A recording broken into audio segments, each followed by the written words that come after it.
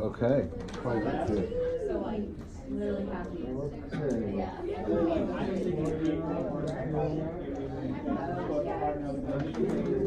Yeah, I'm going to work. Jamie, not here yet. Barbara, not here yet. It's all on your crap. Let's see, why don't we just see who is here. Vanessa's here. Lily's not here yet. Angelica's not here yet. Callie's here. You good? I know. I got in the car and I was like, I was still looking for a trick question that I had gotten myself like, I was like, he's trying to trick me. And then I got in the car and I was like, no, like, I wanted to use. Yeah. Well, you didn't. Shelby. Diamond in the front.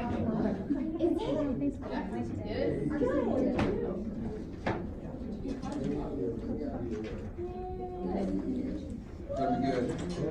Very good. I don't want it if it's not good. Those of you getting your exam, just to save a little time, the key is up there. I hope you can read my writing. That's the multiple choice key. And I corrected your short answer for you. Ryan is here. Valerie, yes. Good, good.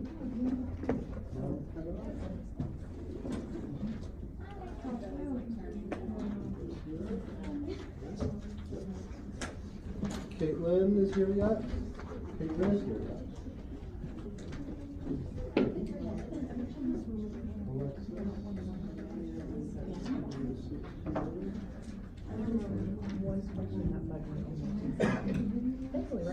Oh, Christian's here.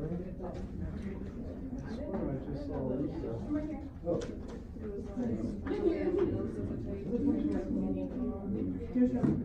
I don't know.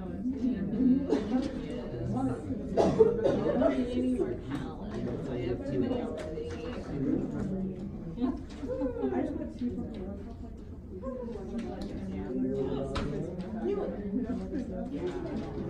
I just felt like we never talked about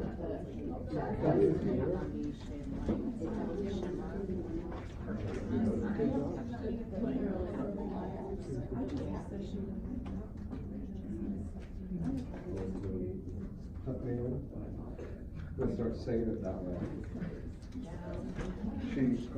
I would. I guess. Yeah. So, you know. Okay, look here.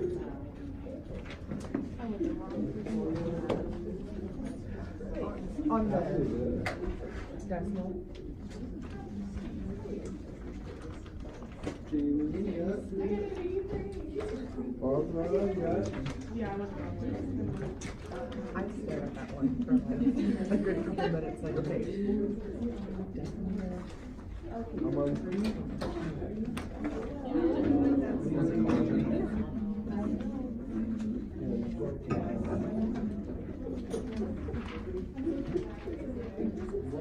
I took my mind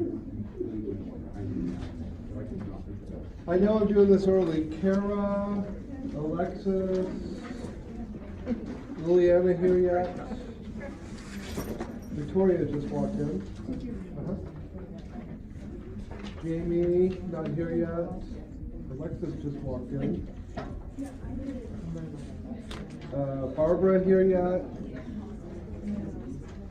Emily?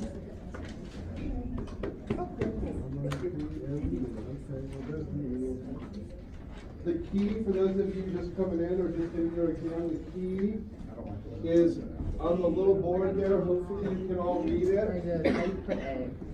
I hadn't it marked out, that was the one I had to go back to at the end. I'm like, you know,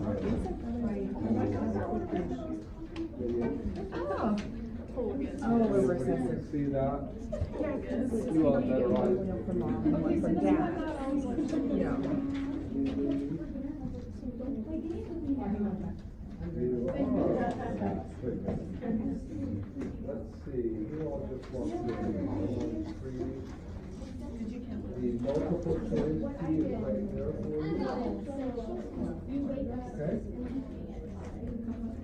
Okay, I'm looking for Kara, Liliana, Barbara, and Jamie. Somebody just walked in. Emily? Does anybody here not have their exam? Kara?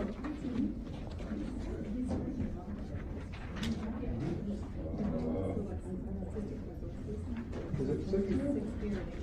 Multiple choice key is on the board. I'll talk about this exam in a minute.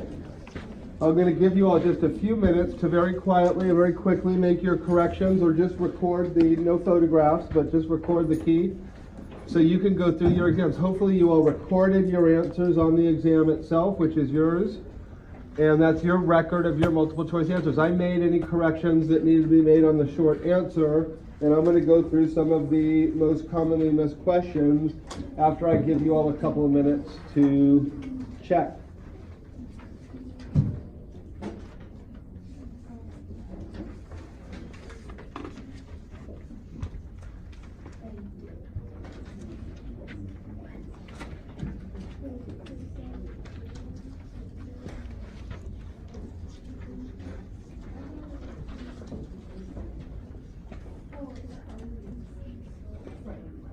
He is right there.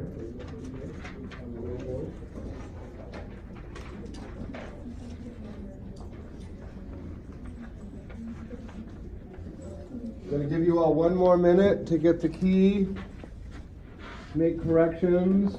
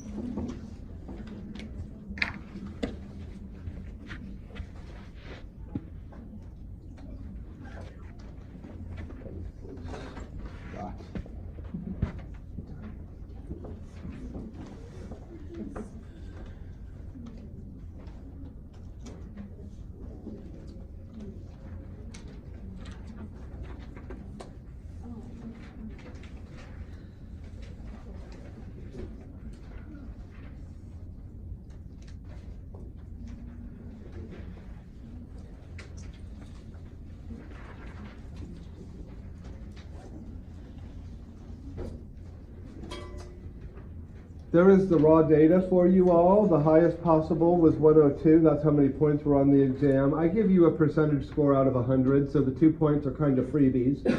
Okay, it favors you, not goes against you, don't worry. So remember, the deal here is 75 in Patho. It's a little different than the other classes, the other undergraduate scoring. We follow the nursing scoring in this class. So 75% is a cutoff for a C. So that's why I say that, because in my A&P classes after the first exam, I usually tell people I'm only worried about anybody who didn't pass. And in this class, I get to worry about anybody who didn't get to a 70, because technically if you want this to serve as nursing school credit, you have to get to the 75 cutoff. And a 70 is the passing for a D. So I think everybody in here probably wants to get to 75. I'm just guessing that would be the minimum score that everybody in here wants. And I have a bucket. I'm collecting some points for you. I don't think anybody should rely on that. You should just know it's there and know that by following the rules, you're all contributing to maybe a handful of points each unit. And I also tweak back my cutoff. I usually make it about a 74, maybe a 73.5. Kind of depends on how I think the exams went. But there are 9 of you in this class that I am worried about after the first exam. And that's a little high. That's a little high. It doesn't mean we can't fix it. And I am referring to those who were under the grade of 70. We don't need to advertise it. I'm not in the business of embarrassing people. I am in the business of helping people. I hope. Sometimes it probably goes the other way.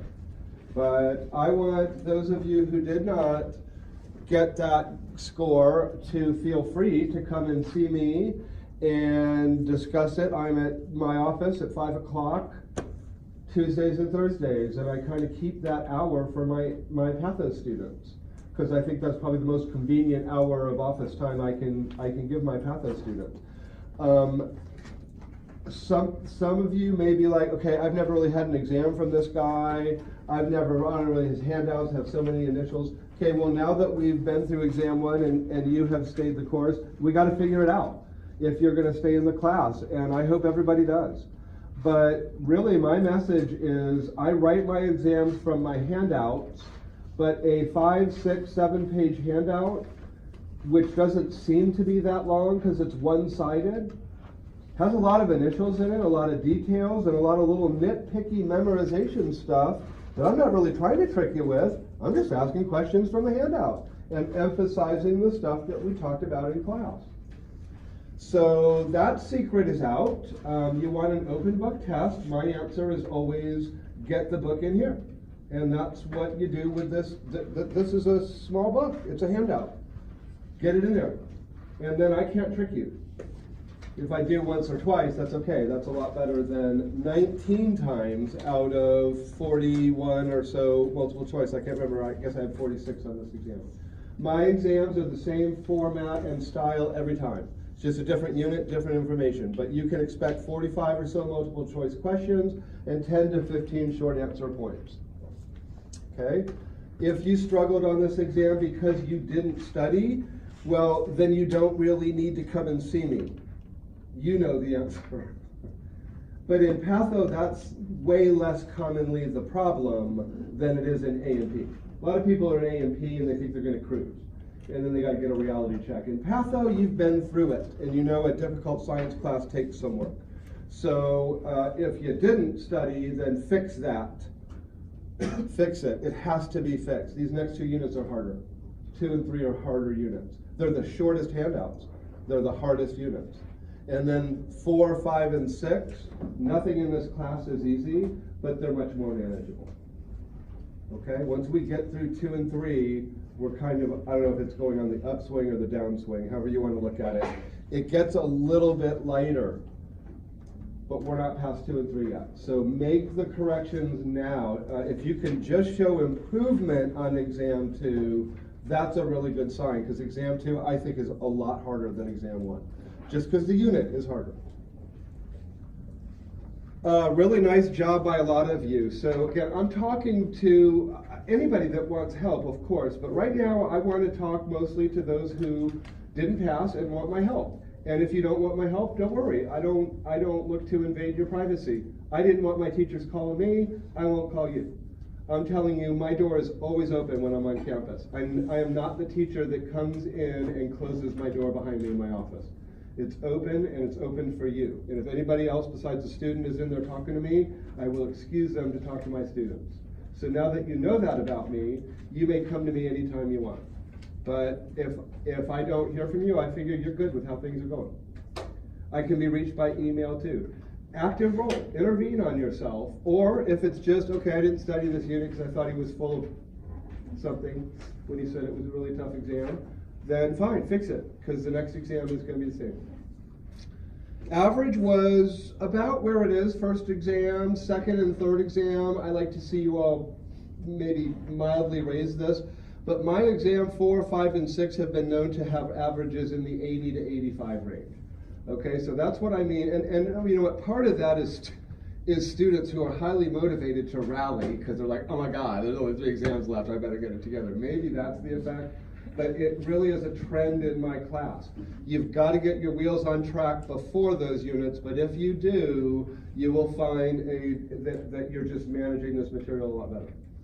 11, 18, 26, let's see, the most commonly missed questions. I was a little surprised about a couple of them. Oh, sorry, the most commonly missed questions. What am I thinking of? If I combined them together, by far the most commonly missed question would be either 1 or 2. None of you asked me about this. A couple of you outside of class asked me about it. But nobody raised their hand and said, help me with this. And I think there's only 5 people in here who got both of them right. Let's fix that. If I can help, you all got to let me know. Otherwise, I'm going to assume you got it. This isn't the hard part of the metric system. This is the easy part of the metric system, because we're just naming powers of 10. Conversions are different. Nursing students, conversions are different, aren't they? Yeah. Boy, I didn't really check, but you all better have gotten all those questions. Anyway, I'll go back and look. Because I know you've done harder stuff than that. But then 11 was a commonly missed multiple choice question.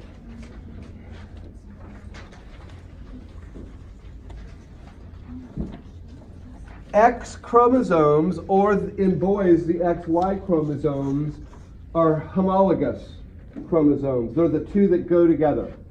Like chromosome 1 from mom and chromosome 1 from dad are homologous chromosomes, etc. down the list, and then the XX or XY are homologous chromosomes. Did I read the right one? Yeah, good. Okay, number 18. These are tricky. I kind of am not so surprised about number 18. I didn't mean for it to be tricky, even though most of you think I meant for it to be tricky. It says, which of the following only occurs in females? Turner syndrome is the answer there. Klinefelter is only in boys. Let's see, trisomy 21 is Down syndrome. That occurs in both genders, as does Cri-du-Chat. The reason you know Turner syndrome is only in girls, what is its chromosomal abnormality?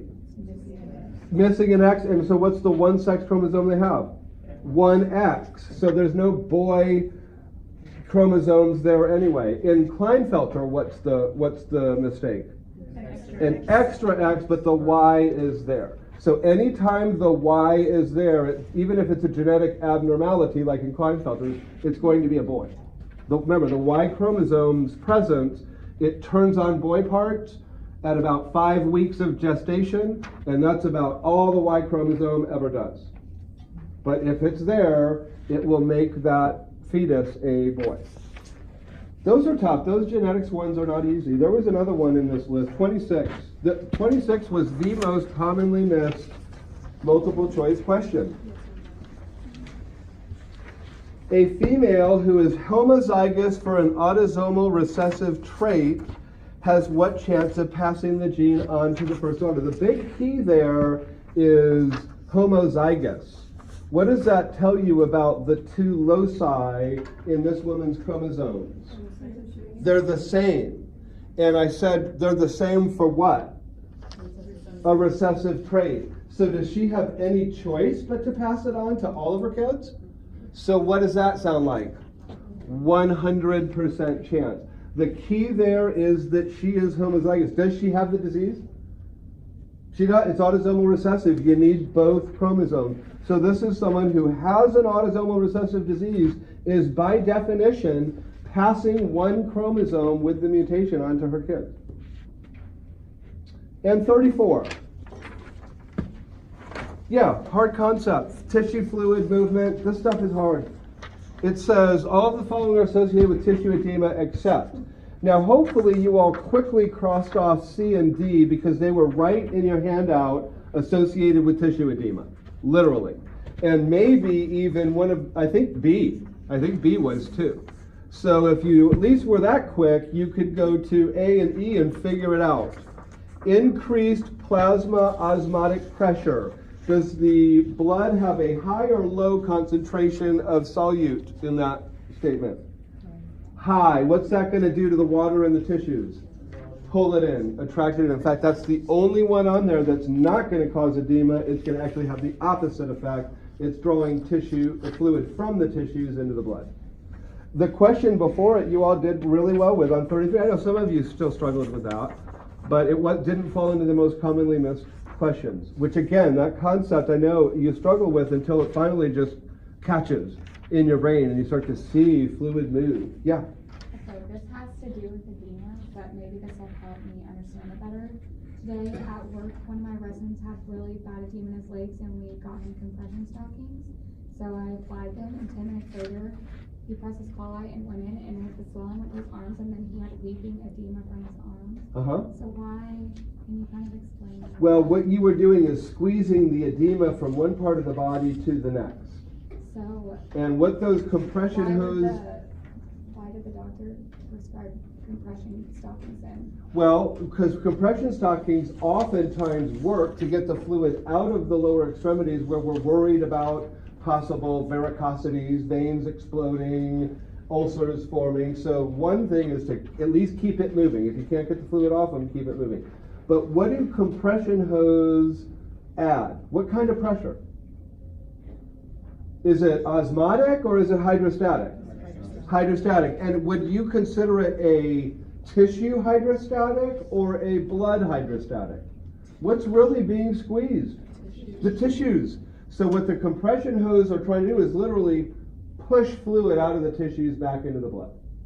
And unfortunately, a lot of people whose homeostasis is off, you're going to cause a rebound edema in upper extremities, sometimes the lungs. They have to be really careful about that, and they were probably listening to this person's lungs fairly frequently. So that's what happens there. But often other times, you're going to see compression hose, usually in combination with a mild diuretic, is what they usually do when they want to get fluid off. They work really well. Okay, so kind of a good kind of correlation there. Although I'm sorry that happened. It's almost like squeeze here, goes down here, squeeze here, goes here. I felt a little bad for him because then I had to put them on his arms too. But yeah, they had to squeeze the arm. And did they ever add a diuretic? I did check, and he is on a LASIK, but I think that they're going to up the LASIK. Yeah, that sounds like maybe a good idea. Not that I'm a licensed physician anymore, just a teacher. Good. Now, here was one disappointing result was number 40. Number 40 fell into the most commonly missed question list. And I guess I wouldn't have felt so bad about this or disappointed if number 4 on the back wasn't the most commonly missed short answer. Okay. I don't want to sound mean, but those two questions for a group of students who have completed A&P apparently with a C or better, I would prefer a B or better for this class, but if you have completed A&P with a C or better, those should not be hard questions. What that tells me is that you completed your A&P and you just forgot it. You just made no attempt to continue your education and understanding of the heart. That is a really bad habit for students at this level to be in. If you don't think everything you do healthcare-wise is not built on what you learned in A&P, you have a serious disconnect. Okay, it's like the car mechanic. Do you want a car mechanic who knows nothing about how a car should run, or a car mechanic who does know how a car should run? It's kind of a rhetorical question, isn't it? So the SA node being the intrinsic pacemaker of the heart, the pulmonary veins carrying well-oxygenated blood. Can anybody else tell me, if I asked you that question, what blood vessels carry well-oxygenated blood to the heart, and pulmonary vein was not a choice, what had better be a choice? Coronary arteries. That should have been in Dolby surround sound. Do we use that anymore? Do we have to have Dolby surround sound? Do they say that at the movies anymore? Remember the 80s? Dolby surround sound. Like, oh my God. Now we have these little walnut-sized Bose speakers that do about 10 times better, right? Okay, that was good and correct, but you all start, I'm not asking you to go back and learn fine details. You should be able to, if you don't feel like you can describe the heart to your friend who has a heart exam at A&P, then you should study the heart. You should be able to help your friend, imaginary or not, who's in A&P and has a heart exam. You should feel like I can tutor you on that and get most of it. Okay? And a lot of you, just the SA node, not knowing that means you flushed like one of the very, very basics. I mean, what we teach you before that is the heart is in the chest. And then we say the essay note. And again, I know I'm sounding insulting, and I don't mean that, but in a way I want it to sound a little bit like that to motivate you all.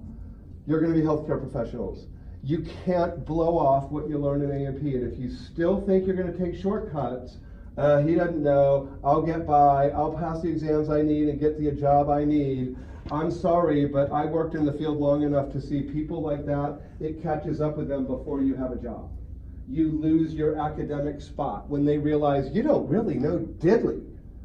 Yeah, I guess you're right. It will catch up with you. But everybody in here, you're smart enough to fix it. So study stuff like that. In fact, you should get in the practice of being able to describe to your friend how the lungs work. How does the digestive tract, in general? Somebody says, hey, I just had lunch. Tell me what's happening inside. If you go, then you need to review your digestive tract. Just some basics of that, because this is what we're talking about in here. And while this unit I think was hard because it's genetics and it's basic sciences, and then I had to, talk about my old job with avulsions and lacerations, and some of you liked that a lot, and most of you probably didn't. Now we're going to get into the body systems and talk about how normal goes abnormal, because that's what this is. And A&P was you learn normal. You learn how the body is, in a sense, supposed to work. And now we're just going to kind of go through it and say, here's where the wheels get off the track there. It doesn't make much sense when you don't know what normal is. So I motivate you all. I'm not going to keep asking a bunch of surprise normal anatomy. I'll actually warn you, like I did the meninges and the heart and stuff. But that will be a common part of each exam. Just kind of basic normal anatomy concepts. I'll help you with most, but I like throwing in a couple of surprise, which I think are basic questions like that, just to see how we're doing there. What muscle separates the chest and abdomen? Oh, wow, now that was kind of Dolby surround sound. Have we already talked about that, or did you all just know that? Great. Who can tell me the name of cranial nerve 3? Say that again? Bonus point in the bucket for that. Did you study those over the weekend? You just know that. We were all freaking out downstairs. That's what we were freaking out before the test, because we thought you said it was supposed to be on the test. So you memorized them before the test? Yeah. That's still a bonus point. I picked a pretty, I didn't ask for 2. Optic, that's easy, right? Yeah, yeah. Good, James. Know those cranial nerves by the next exam. Probably 2 or 3 questions on just name and number. And if I feel like it, I might ask one function, and I'm not going to tell you what nerve I'll ask you the function on. Some of them pretty straightforward. What's the function of the olfactory nerve?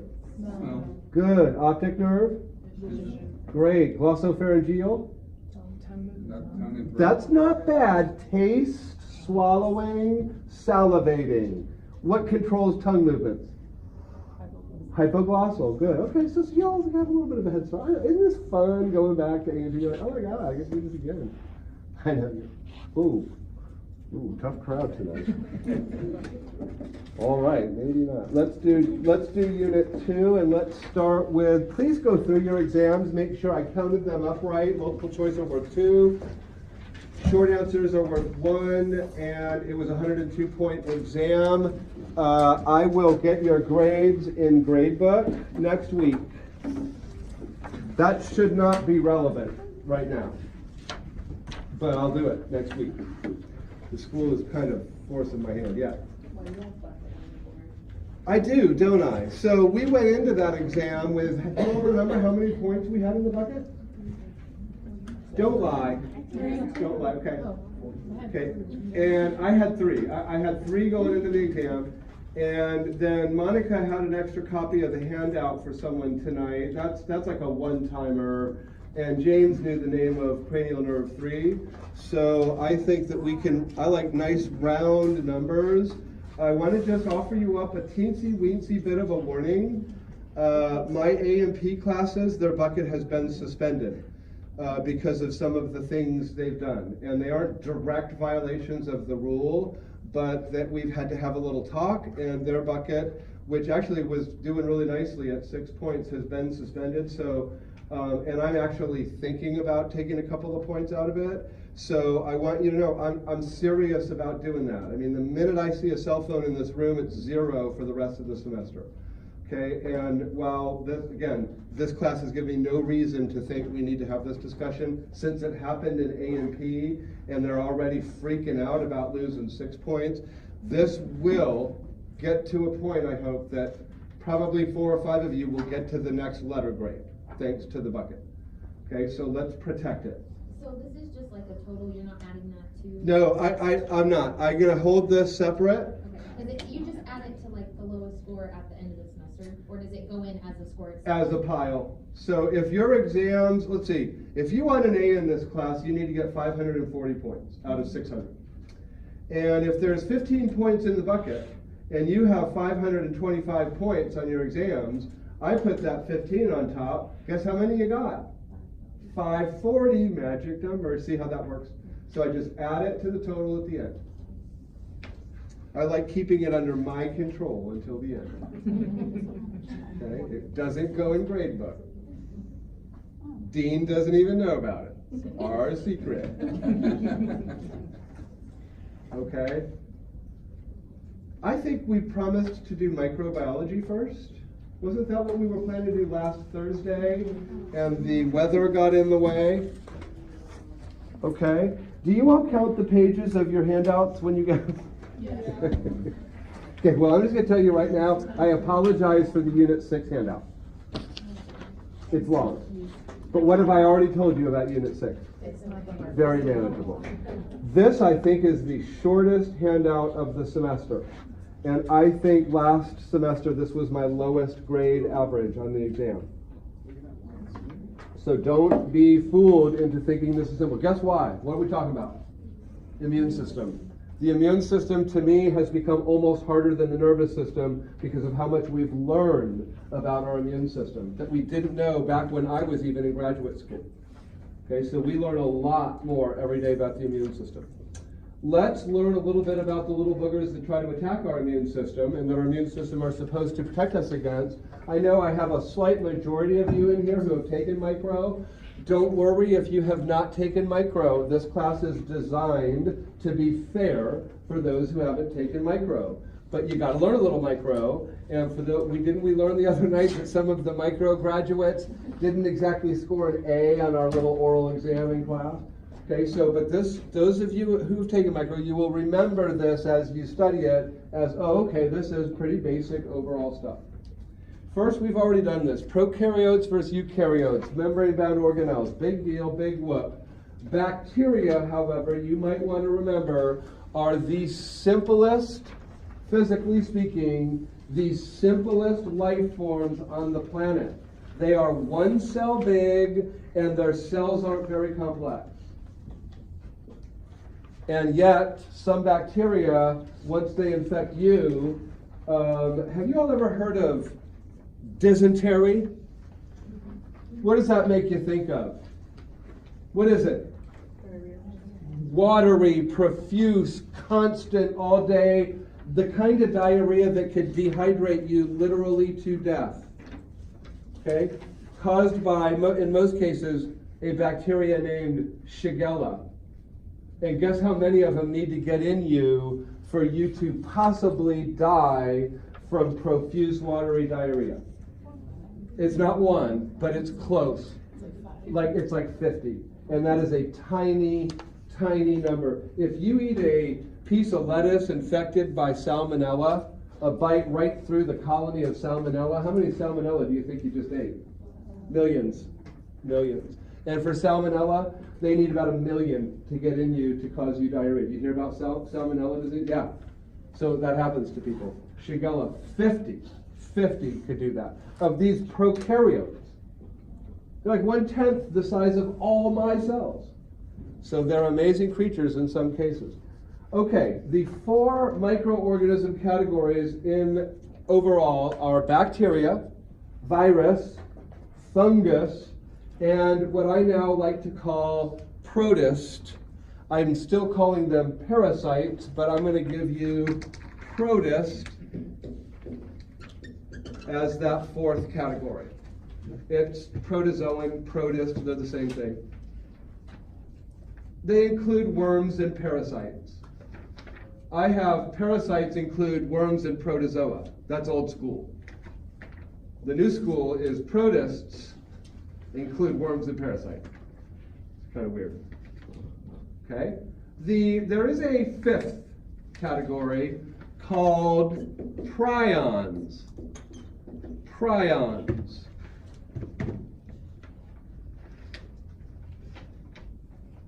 Two of these are not alive. Which two? Prions and viruses. Viruses are not alive. They're little particles that contain either RNA or DNA. That, by definition, means they're not alive. As far as we're concerned in science right now, you need to have both in order to be alive. Kind of supposed to have a nucleus and a cell membrane too. Viruses don't have that.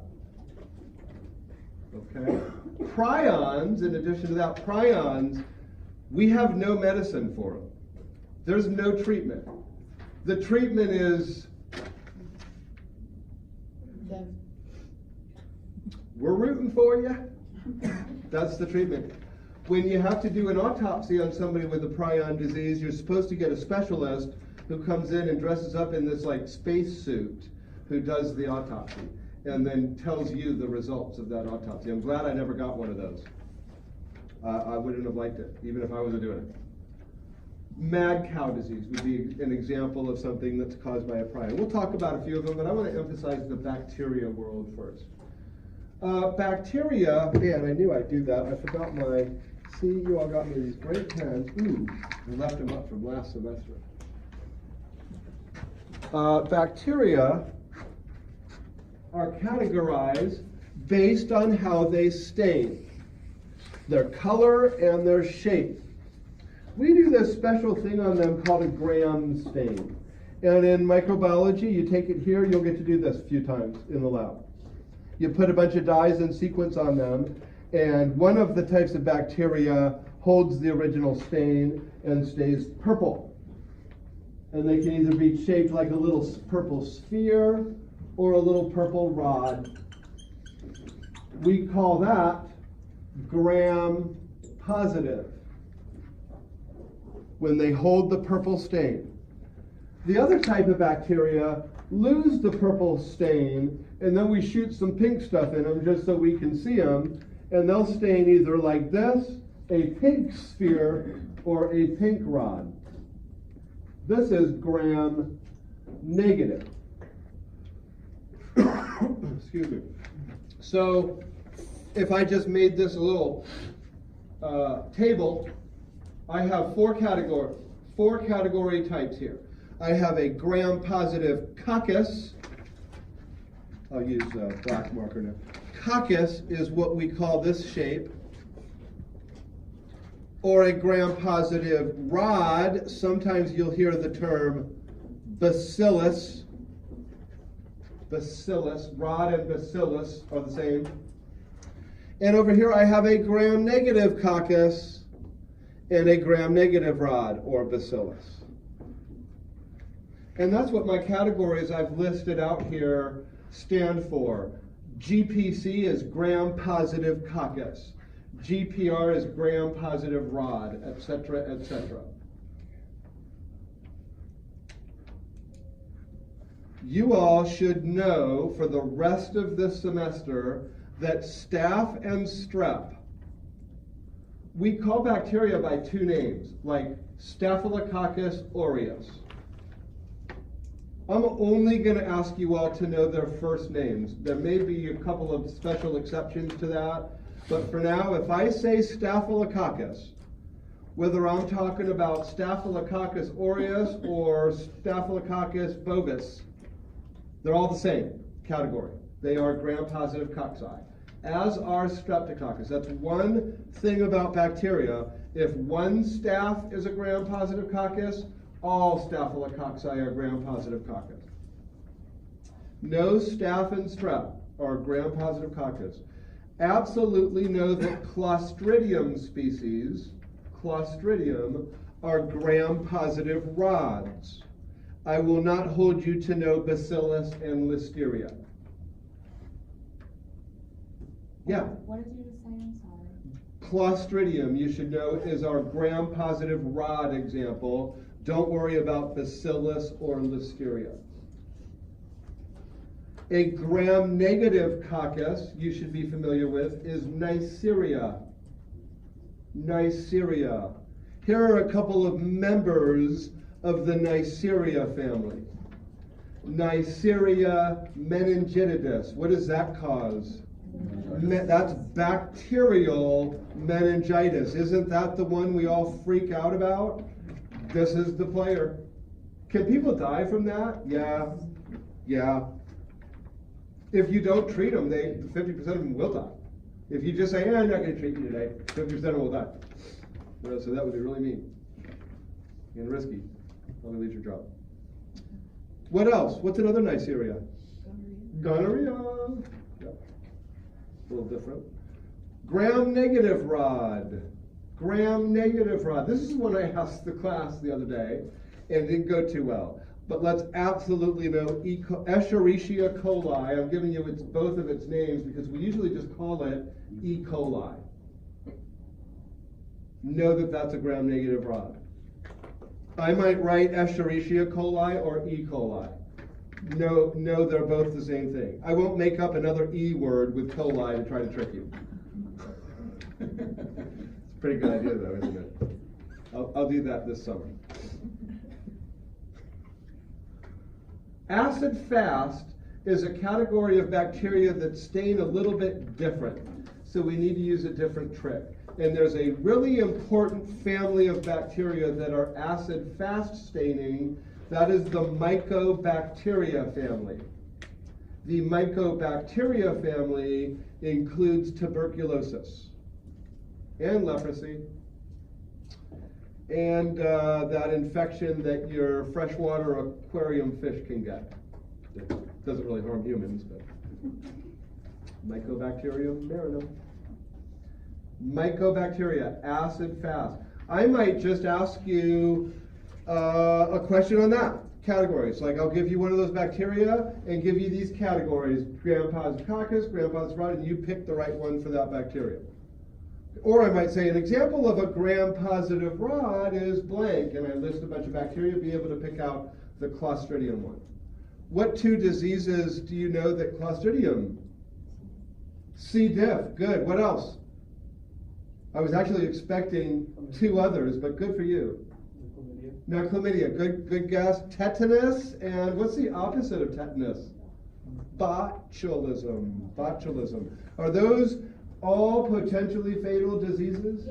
Yeah, all by a different Clostridium bacteria. Oh, and by the way, when you get bacterial rotting from a part of you that's lost its blood supply, gangrene, that's another Clostridium. Anyway, it's a very versatile family of bacteria. You'll see them a lot. What's C. diff? Nasty. Nasty. How many bacteria does a healthy person have in their gut? A lot. Hundreds, actually. Hundreds of species.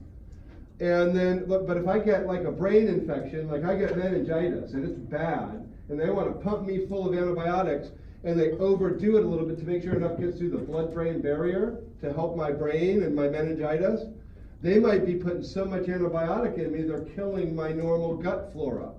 And this real bad player, C. diff, who is kept at bay by your normal gut flora, now infects your colon. I've told my classes more than once that in my pathology training, I had to do surgical resections and learn how to process a breast and a colon and a thyroid gland. And of the colons that I saw in my training, more were taken out because of C. diff colitis than for colon cancer. It's a common problem. And the doctors are like, we had to give them the antibiotics. Had to do it.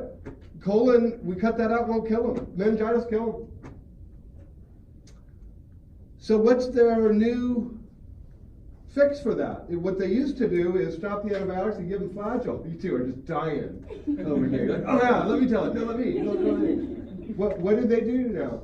They get a sample of poop from another person and put it up in their colon. Usually a person from their family or homestead. because those of us who live in the same place typically eat the same stuff, have the same bacteria in us, so they will ask a family member or a close relative, could we have a poop sample, because we're going to shoot it up this person's bummy to try to repopulate their bacteria. Just to add to that, they're also doing studies into a lean and obese person, and they're thinking that can help curb obesity problems too if they do that on obese patients. Okay, well. There's some flora in it. Okay, Yeah. interesting. I still want to do it. Yeah. I would do Wow. anything other than that. If that You've got to really not want to go to the gym. Yeah. Yeah, I really don't want to go to the gym. Yeah, I'll go ahead and take the poop out my bum Yeah. cheese. Well, actually, they've done it now where the poop sample, they can consolidate it into a little tablet so you can just eat their shit. Anyway. Isn't that fun? Isn't healthcare fun? We get to talk like this. And it's okay. We can't get in trouble for this. Yeah. Just on the other end, as how do I want to say this? So, can you take probiotics as you're taking antibiotics, and will it do anything to like? First answer, yes, but will it do anything totally depends on the antibiotic and the probiotic. So of course you can take that stuff. They always encourage you to take stuff like that. But when you are antibiotics, you are taking stuff that actively kills some microorganisms. So your probiotics may be non-effective, and if they're dying, the debris from all that death can actually sometimes be a little bit toxic. So they don't want you to be overloaded with that. So that's one of the reasons they sometimes say when you're on like IV clindamycin or something for some abdominal abscess, probably hold back on the probiotics until we've got the infection under control. I think, but probiotics are kind of a new thing since I've left the practice of medicine. So pre and probiotics, they have a place. And so if I'm taking Augmentin for strep throat, no, I can still take my probiotics. Okay? Okay, rolling on down this list. Spirochete, that's a little corkscrew-shaped bacteria. We don't need to get too deep into this, so let's just know that two diseases caused by spirochetes. You've heard of these, so it won't be so difficult to remember. Syphilis and Lyme disease are two diseases caused by spirochete-shaped bacteria. You do not need to know the bacteria's names. They're there for you, but I will not hold you to know them. Like if I say, syphilis is caused by a blank, and I'll go gram-positive rod or acid-fast, look for spirochete. Okay? Syphilis, by the way, is the one bacteria that they still give the original penicillin. Like they treat syphilis the same now. You get the same medicine now as people would have gotten in the early 60s. It's still responsive to that. I don't know if that says something about that penicillin G or if it says something about syphilis as a bacteria. I don't know. But it has not developed any resistance to penicillin like so many of the other bacteria that we treat commonly with penicillin develop resistance. And that's one of the reasons that we have to come up with new medications to treat them. And there's a few, we're kind of running out of ideas. It's a little bit scary. I won't hold you to others. You may see Mycoplasma, chlamydia, rickettsia. Those may be familiar names. I'm actually going to talk about each of those in a particular unit, only with the body part that they infect. So for now, you are not responsible for any of the others. I do want you to know that in addition to being a gram-positive rod, Clostridia species also produce spores. And spores in bacteria are a survival mechanism. They shrivel up into a teeny little nut and wait for environmental conditions to get favorable again. Spores can last an indefinite amount of time. They have found some fossilized spores on an archaeological dig that they are saying are 2 billion years old, and everybody's afraid to try to bring them back to life because they're afraid our immune system won't be able to handle it. And they're right. They should be careful. Do you all know that the Apollo astronauts, when they came back from the moon, when the Americans were landing on the moon back in the 70s, when they came back, they had to go through what was called quarantine. They had to wait like 3 to 5 days before they could be in direct contact with anybody else. And the reason was partly they weren't sure how much radiation from space needed to dissipate from them. But the other reason is, we don't know if there's some ancient spores on the moon that have some freakish resistance to all our medications. And Neil Armstrong comes back with some of these spores, and he's like, oh, what's this stuff in my hair? And boom, human race wiped out. They literally thought that way. And they are right to think that way. They're going to do the same thing when we go to Mars? Yet we haven't had to worry about it on Mars yet, because nothing going to Mars is coming back. The only thing we've sent to Mars is unmanned rovers that are just schooling around on Mars. But the minute we send people to Mars and intend to bring them back, they're going to go through the same quarantine to make sure they're not bringing back any alien spores that could be the theme of the next great trilogy of sci-fi movies. Oh, sorry. My brain kind of went out of whack there for a second. All right, viruses are either RNA viruses or DNA viruses. We have some fancier ways to categorize viruses, but for us, let's just say there are some RNA viruses, there are some DNA viruses, and they're either or. There's no both. You should know HIV and rabies, human immunodeficiency virus, and rabies as examples of RNA viruses. We don't even know the other ones. Not for now. Later on, we will meet a couple of them and we'll discuss it then. But for now, for exam 2, if I want to ask you to identify an RNA virus, give me HIV or rabies. That sounded really weird.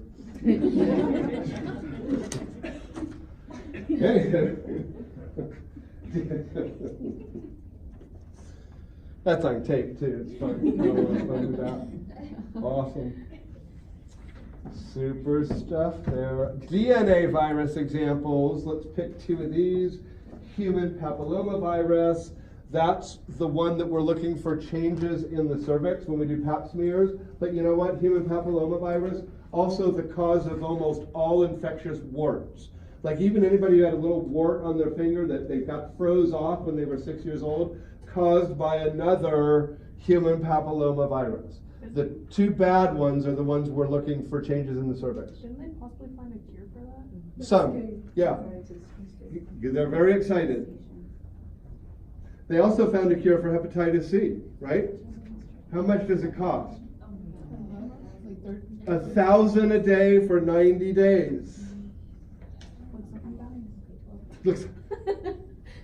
Yeah, and careful with your response to that. Guess how much it took to invent it? Zillions. And at least for, let's say, your century, most of you all were born in the last 25 or 30 years. So in the last 25 or 30 years, has Hep C been cleared out of our blood products? In your lifetime, has Hep C, has we been testing blood products for Hep C in your lifetime? Yes, we started in the 80s. So now, do we know how the only way pretty much to get hepatitis C is now? Do we know how people get it? How? Yeah, drug use or sex. Lifestyle choice. IV drug use, unprotected sex. Okay? Now, I know people who got Hep C in the 80s. I had a very good friend whose dad got Hep C in the 80s from a blood transfusion. Was a non-drinker, non-smoker, non-partier, non-carouser. Got Hep C. It was sad. He eventually died from it. He did make it to age 70. But he eventually died from it. But in your generation, in your lifetimes, people get hepatitis C by a lifestyle choice, right? Okay, and who are the ones belly aching about the cost of the Hep C cure? People with poor lifestyle choices. Thank you for not making me say it. I'm sorry, but this is the hard side of medicine. I don't empathize with those who can't afford the Hep C cure, because what I might say is, perhaps, if you're younger than 30, or if I knew exactly how you contracted the disease, perhaps you should have made a better lifestyle change.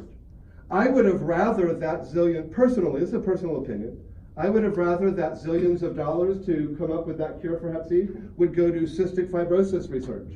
Because those kids, they didn't do anything to get that disease, they were just born. And I think it's time for people to kind of start thinking that way. It's a little bit like this the poop shoot cure for obesity. What's the best cure for obesity?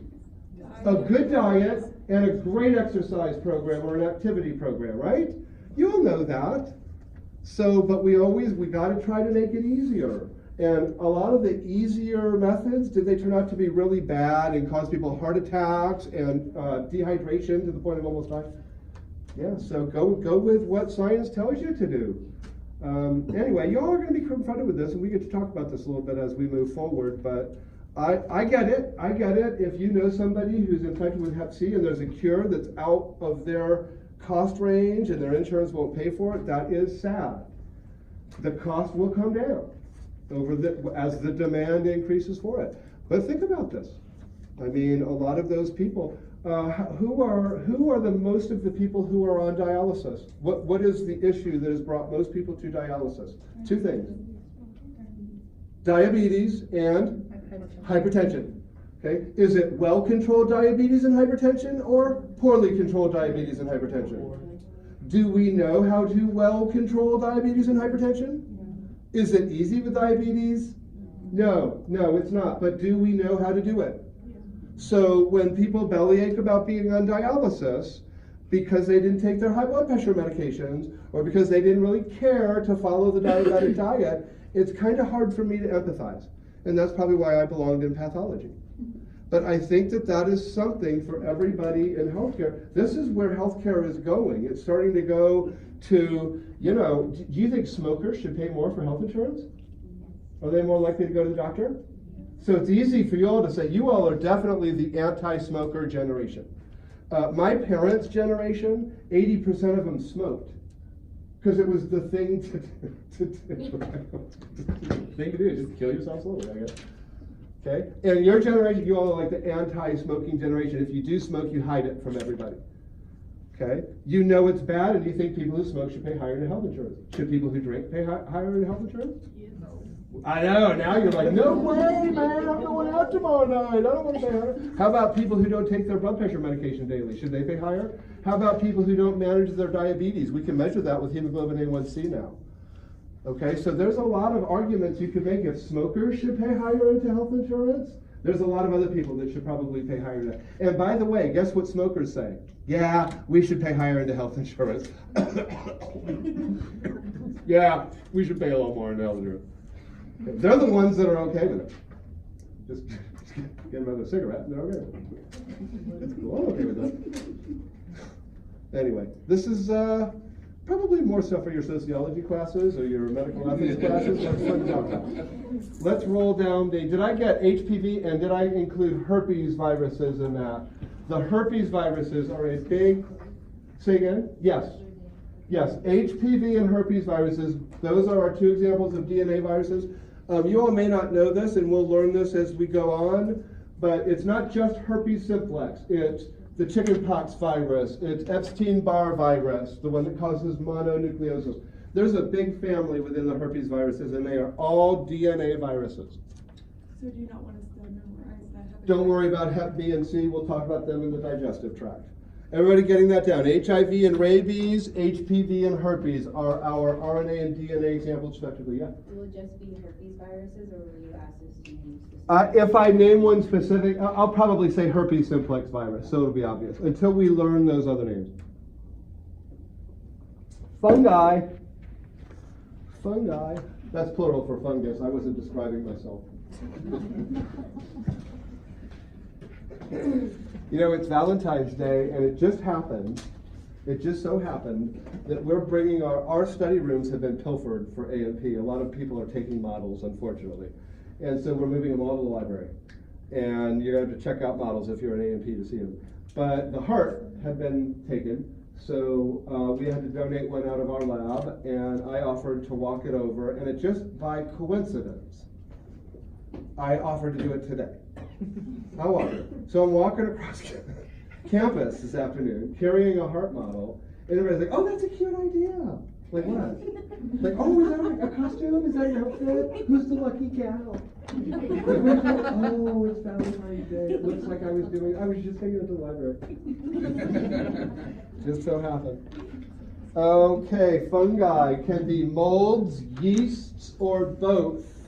Both is called dimorphic, two forms. And the only fungus I'm going to need you to be familiar with is the one that we are most concerned with respect to human infection, that is Candida albicans, and it happens to be a dimorphic fungus. It can exist as both a mold and a yeast. We oftentimes call them yeast infections with Candida albicans. By the way, it's a normal flora. Candida albicans, on most people, we have it in our mouth and in our throats, and most people have it in their genitourinary areas, mostly external. So what about 40 or 50% of yeast infections are, at least in women, when we're talking about the genital area, is kind of like a C. diff effect. It's overcleaning. It's basically too much cleaning away of the normal flora microbiome there so that the Candida albicans takes over and causes an infection. Dimorphic fungus. And finally, the only protist, and if you all want to scribble out parasite and change it to protist, I'll write it again, and then scribble out protozoan and change it to parasite. I kind of meant to do that. I only want you to remember one for this exam because it's my favorite. And that would be Plasmodium, which is the family that causes malaria. A fascinating disease to talk about, not a fun disease to have. I will not ask you anything about prions other than that they are not alive and that we have no medical treatment for them. Yes? What does SPP mean after all these? Okay, sorry. Plasmodium is the first name, and there's several of them. SPP means plural for species. All the other species names, like there's Plasmodium vivax, there's Plasmodium ovale, Plasmodium malariae, all species are classified there. Did you Yeah. say for Plasmodium, it's to put malaria? Malaria, cause of malaria, yep. Let's see, I want to make sure I'm not skipping any. Again, you don't need to know the prion diseases, but BSE, mad cow disease, if you all want to know, is bovine spongiform, that's an E, encephalopathy. Are we gonna have to do that? No, I just put a lot of abbreviations in my handout, and a lot of you like to know what they stand for. Do you want us to know it's the mad cow disease? No, I want you to know prions are not alive and we don't have treatment for them. Do you all want to know what FFI stands for? Yes, it's like the worst sounding disease, fatal familial insomnia. You lose the ability to sleep. Oh my God. It's like isn't that hell? Fatal familial. And CJ is Creutzfeldt-Jakob. Creutzfeldt. You all don't need this, but I know some of you want to know. Creutzfeldt-Jakob is named after the doctor and patient of the first case, I think is where that name comes from. Antibiotics. That word means specifically medication to treat bacteria. Okay, so if you have a viral infection and they give you medication for it, don't tell people you're on antibiotics. You're on antivirals in that case. Okay, the medications that kill bacteria don't kill viruses. Here's the problem. What are bacteria? Cells. Is that what you said? They're cells. What am I made of? Cells. What do bacteria cell membranes made of? Phospholipid bilayer. What are my cell membranes made of? What are the 4 nucleotides in bacterial DNA? A, T, C, G. Sound familiar?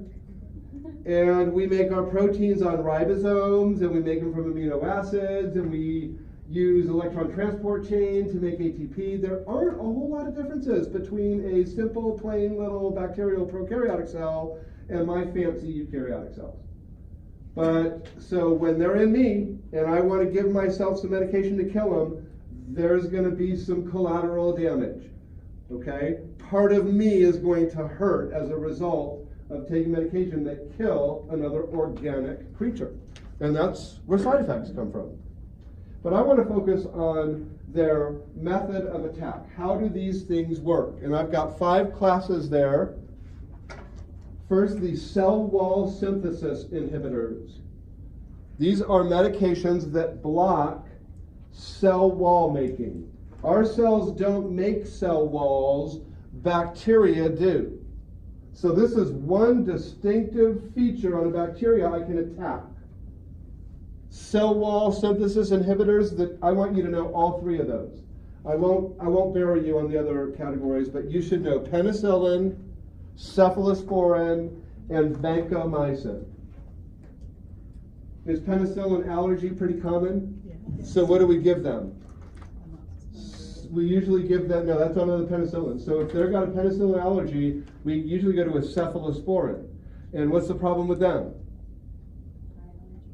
About 20% crossover allergy. So if you had an allergy to penicillin, 1 in 5 chance you got an allergy to ceph, and they're really, really expensive. Vancomycin is what we used to treat MRSA with, but it doesn't work on that anymore. Plasma membrane inhibitors. There are some unique proteins in bacterial plasma membranes, and the polymyxins attack those. A lot of the over-counter antibiotic ointments and creams have that stuff in it, like neomycin. Do they still stuff like that? I think it. Okay, yeah. But they'll have some low-level polymyxins in them. Then there's some medications like the tetracyclines that block protein synthesis. The bacterial ribosomes are a teensy bit smaller than ours. And so these tetracyclines seek out and destroy tiny ribosomes, not normal people-sized ribosomes. And that takes out bacteria. Tetracycline is the class I want you to remember as a protein synthesis inhibitor. If you want your abbreviation, well, I won't hold you responsible, aminoglycoside. Aminoglycoside is AG. Those are commonly used for digestive tract illness or infection. But tetracycline. Then we have these special medications that block bacterial nucleic acid synthesis, block them from replicating or transcribing on their DNA. And the family there I want you to remember is the quinolones. Quinolones. If you've ever heard of, if it ends in ofloxacin, like ciprofloxacin, there's a couple of others. Those are quinolones, and they block nucleic acid synthesis. I think I'm saying those names that I'm thinking of. I don't remember, but I'll stick with the handout when I write the question. Finally, we have a couple of medications that block energy metabolism, or ATP synthesis in bacteria, and TMP is the one you should remember for that. It stands for trimethoprim.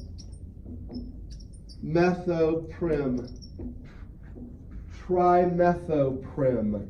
When you put the stuff on the test, are you going to use the initials or the full name? I'll probably use the full name, parentheses, initials, especially if I use the initials here. Okay? Now, antivirals, antifungals, anti-protozoals, or anti-malarials, as an example of those, exist. There is no treatment for prions. Factors affecting a microorganism's ability to hurt you. Now, let's just talk through these, and I'm not going to try to I want to be very, very open and most common on this sort of question. But let's just kind of trudge through these terms. These are factors that make a bacteria or virus or other microorganism more effective at affecting me. Okay? Like, is it communicable? Can it go from one person to the next? Would you say that would make a bacteria more effective as a pathogen if it can go from me to you and then you to other people? Okay, so that's what communicable means. It's immunopatho or toxigenic. Let's just cross out the patho and toxi part of that and just say it's immunogenicity. Because what that means is how effectively does it piss off your immune system? That's what that means. Let's not use piss off because I can't write that in the exam. But that basically gauges the reaction by your immune system. The bigger the reaction by your immune system, believe it or not, the better it is as an infector.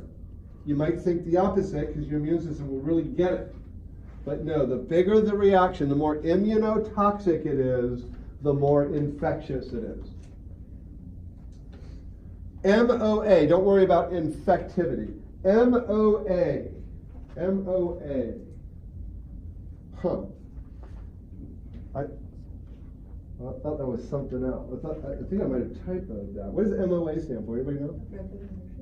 It's method of what? Action, like for pharmacology. Oh, that's what it is. Yes, we changed it. Because it used to be MOP, method of pathogenesis. Method of action. How it infects you.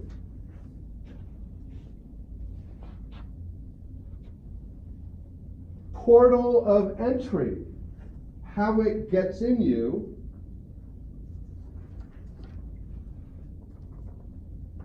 And virulence is what extra stuff it makes, like toxins or proteins that help it attack you.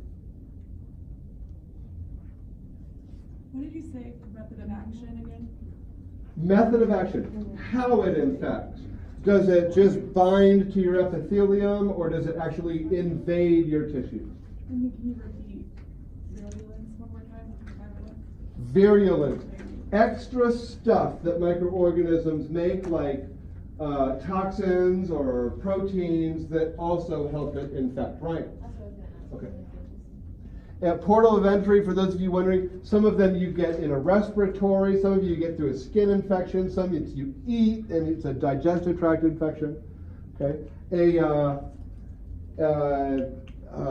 A Staphylococcus aureus or a strep epidermidis that could kill somebody if it gets in their blood can't be eaten in you.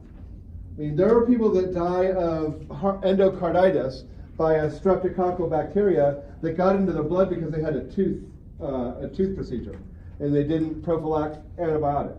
But if I ate that strep, it would die in my stomach acid.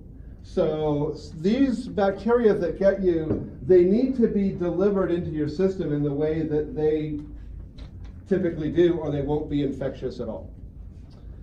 If you ate something that had hepatitis C virus on it, you would not get hepatitis C. It can attack you through your digestive tract. It can attack you by getting directly into your blood, evading your external defenses and getting right into your blood. Okay, I'm going to really focus on those categories and the nuts and bolts of microbiology there. And I'm doing this only because, remember, a big chunk of disease is infectious disease.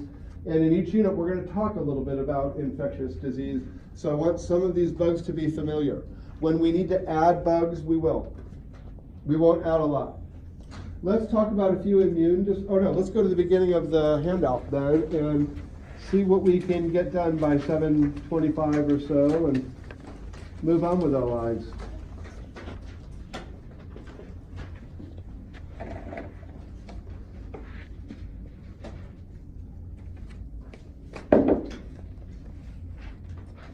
Alrighty then, immunology.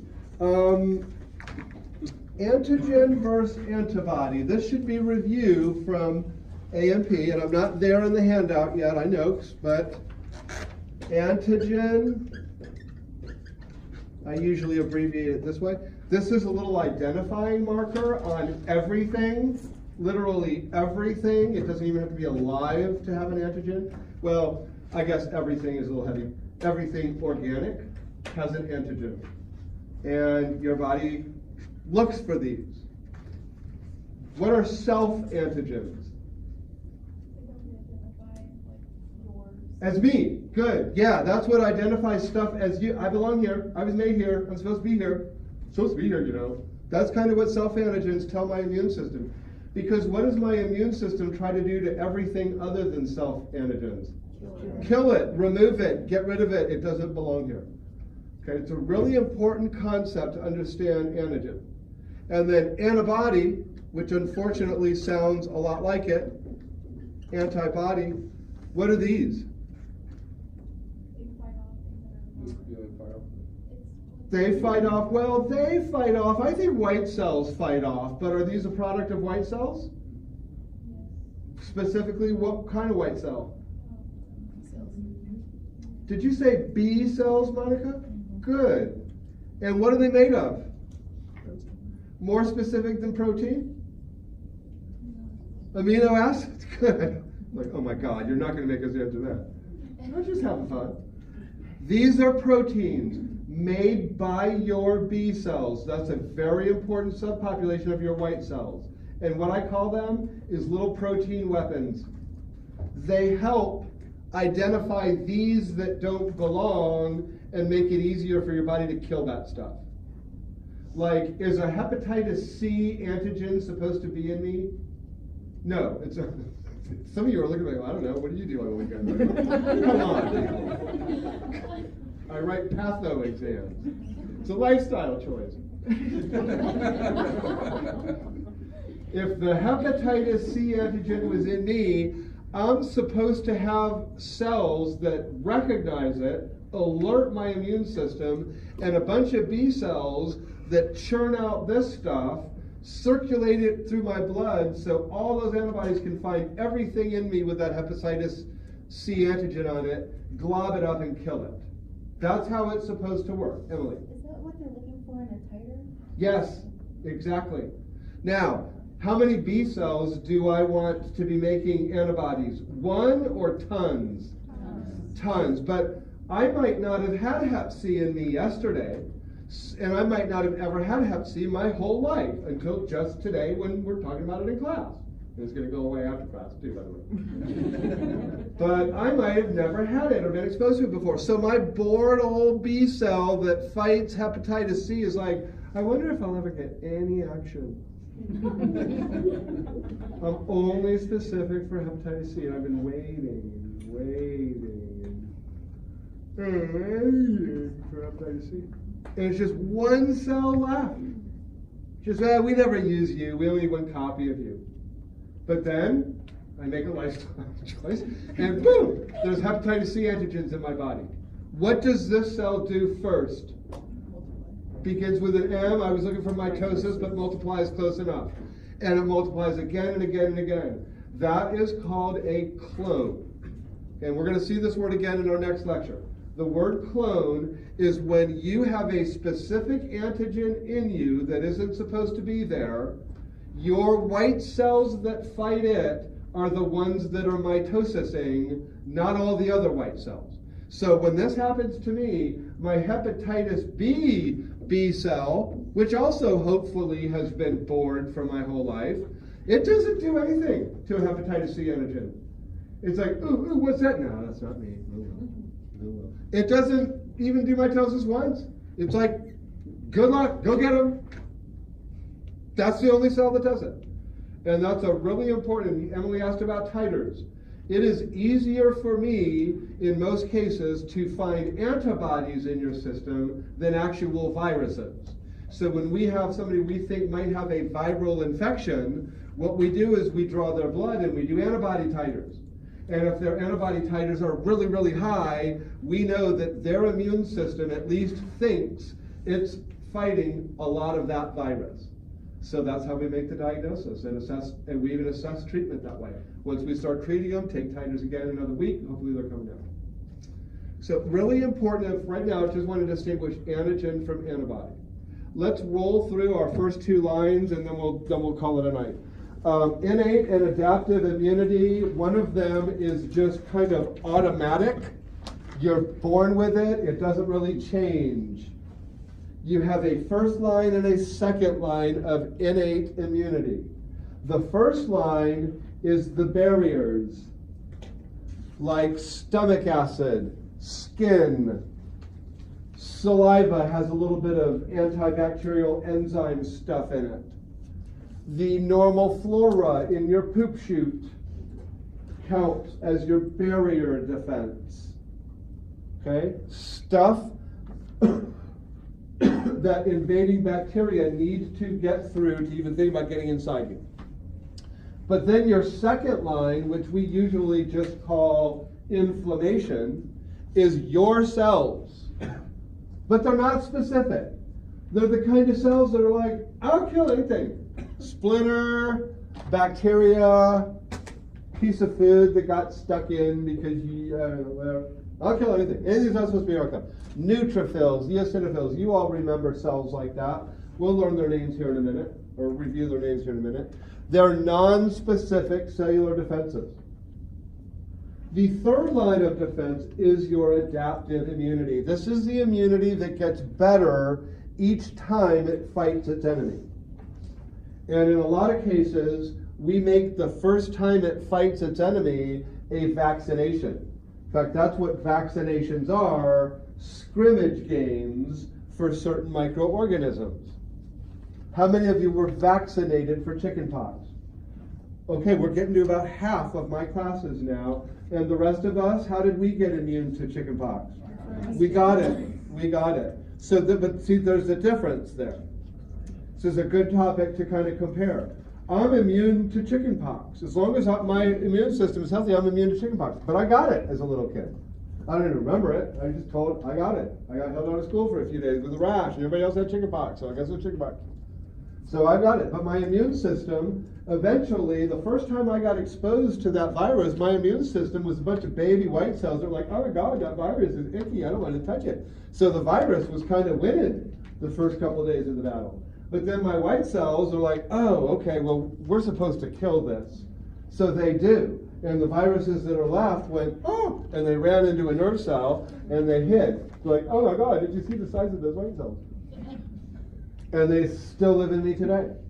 And anybody out there who got chickenpox, they're living in your nerve cells. They're just like, oh my God, those white cells, I'm never going out there again. What's going to happen to my white cells when I'm like 90 years old? Yeah, they're going to be all wrinkly and I don't know, bad lymphocyte. And what are the chickenpox going to think of that? Yeah, what, dance, old man? Take the cane out? They're going to run down that nerve cell they were hiding in, and where do your nerve cells end? On your skin in certain regions, and that's what shingles is. People will come in, boom, with a big painful rash right there, or boom, right there, or sometimes it's right there. Like, I can't sit down, it hurts. Is shingles painful? Mm-hmm. Apparently so. So I'm not looking forward to it. So what about the people that didn't get chickenpox? Well, let's talk about those people. Do you all have chickenpox in you? The vaccination is not a real virus.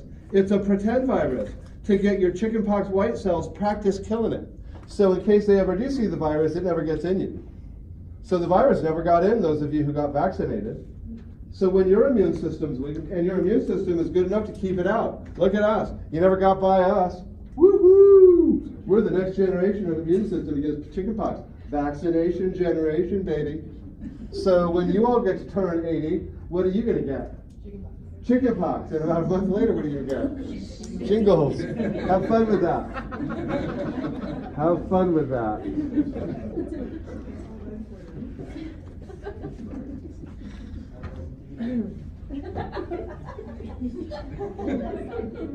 What did you just say? I said start writing the DNR. Start. Not for me. I'll live forever. All right, first line. You all got that? First line, barriers to invasion. Know all those examples of barrier defenses. Under second line, inflammation.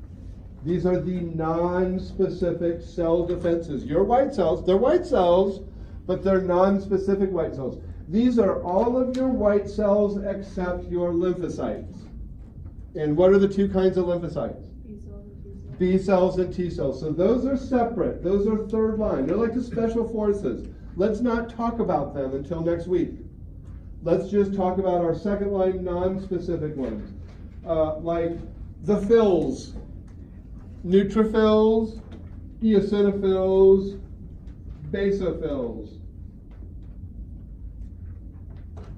If I ask you a question about these cells on the next exam, basophils will not be the answer. You may take that piece of information however you wish. Basophils will not be the answer.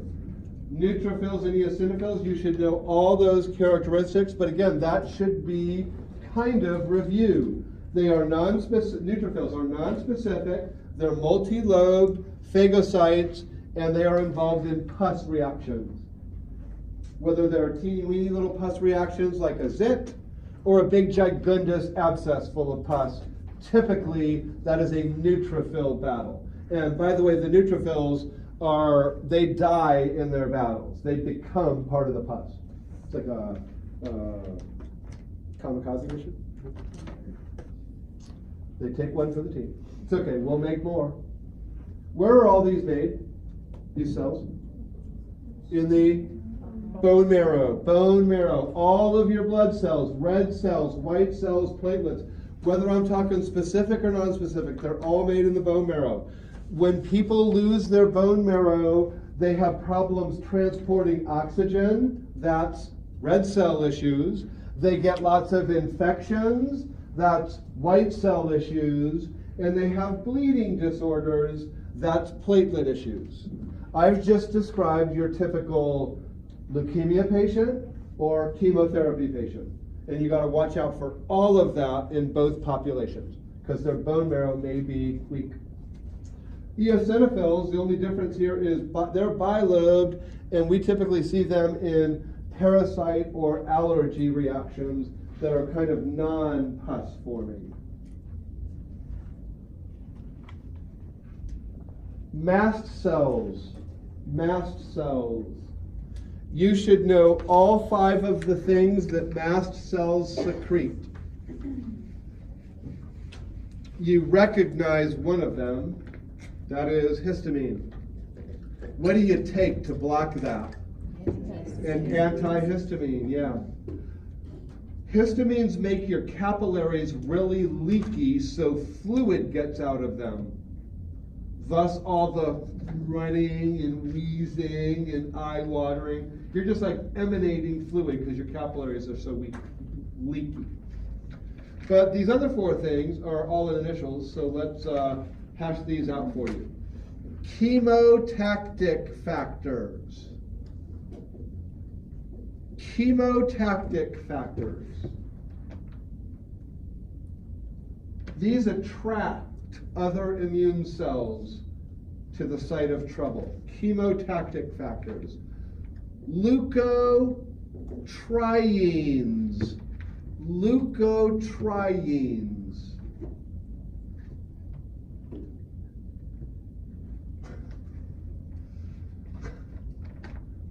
I will not ask you to tell me these in a short answer, I promise. Just do your best to recognize them in a multiple choice. Leukotrienes.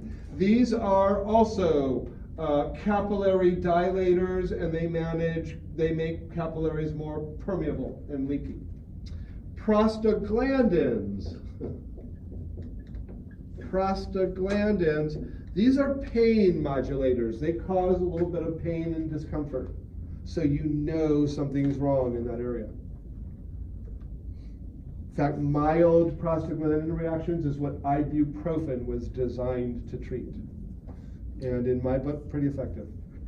Finally, platelet activating factor, or PAF. Platelet activating factor. Platelets aren't just for blood clotting, they're for cleaning up and fixing stuff. So after the inflammation or whatever this is gone, platelets are activated to come in and see what kind of cleaning up, repair work needs to be done. They don't necessarily do it, they just kind of supervise it. Again, here's how the question would go. All of the following are secreted by mast cells except, and I'll give you 4 of those and I'll try to slip one in that doesn't belong. You know these, I won't get away with it. Platelets are for blood clotting and inflammation. They help mediate and clean up inflammation. Obviously, they have a role in our blood clotting, but we're not talking about blood clotting in this unit. Don't worry about natural killer cells.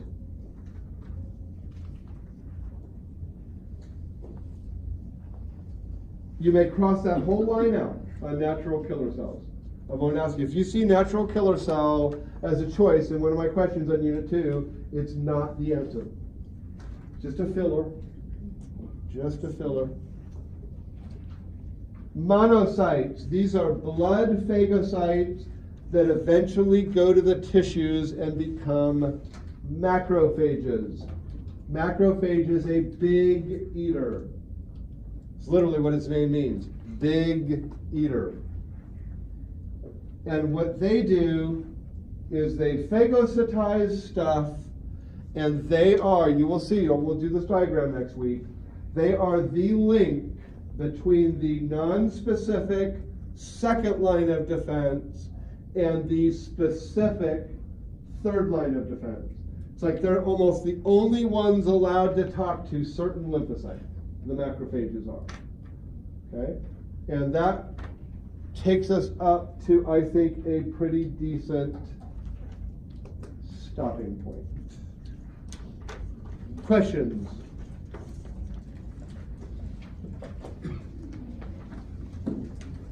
So you said we don't need to know about basophils at all? I will not ask you anything about basophils or natural killer cells. Fair enough? Good? Yes? What about the complement and coagulation? I'll get there. I'll get there. I think that it's just a little involved, and I didn't want to start it tonight. Question over here? Okay, good. Listen, you all, it's going to get really cold and nasty, so not tonight, so you're safe at home tonight. But you might be stuck at home, so make sure you got your Patho handouts with you. Just like to encourage weekend study. That's all. Have a wonderful weekend. We'll see you all Tuesday night for more riveting Unit 2 material. You bet. Of course. Did I miscount? Can I take it? Yep. Okay, and because I've got the Scantrons at home. Okay. But I'll go through it and make sure I got it right. Okay, and there's one, like, okay, this one, and I recount, like, I counted the numbers 100 times, and I think that's the right first, but, yeah.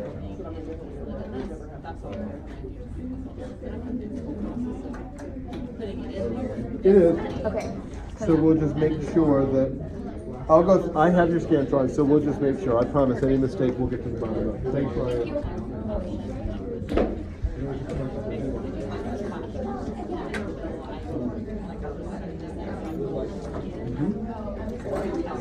I didn't step on your phone? Thanks, I appreciate it.